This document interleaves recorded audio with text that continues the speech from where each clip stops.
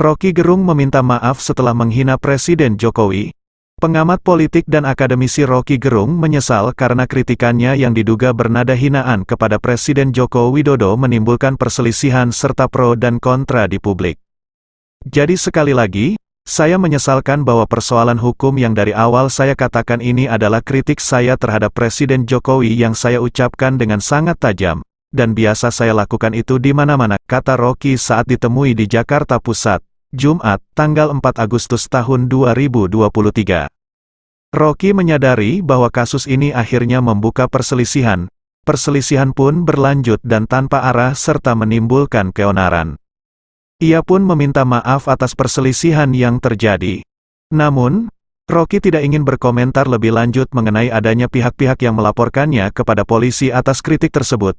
Saya minta maaf terhadap keadaan hari ini yang menyebabkan perselisihan berlanjut tanpa arah. Saya merasa kok ini kenapa enggak bisa diselesaikan secara hukum, ucap dia. Sebelumnya diberitakan, Roky Gerung diduga menghina Jokowi menggunakan kata-kata kasar ketika berorasi dalam acara persiapan aksi Akbar pada tanggal 10 Agustus tahun 2023.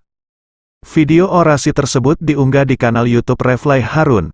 Akibatnya, Roky dilaporkan ke polisi. Bareskrim Polri mencatat ada 13 laporan polisi dan 2 pengaduan yang dibuat sejumlah pihak terhadap Roky Gerung. Saat ini, laporan tersebut mulai diselidiki. Di awal, saya mengantisipasi semua pertanyaan teman-teman. Nah, karena itu saya terangkan aja tuh. Kan yang jadi isu selalu itu hinaan atau kritikan itu. Banyak orang menganggap itu kritikan. Oh, terima kasih kalau mereka anggap begitu tuh.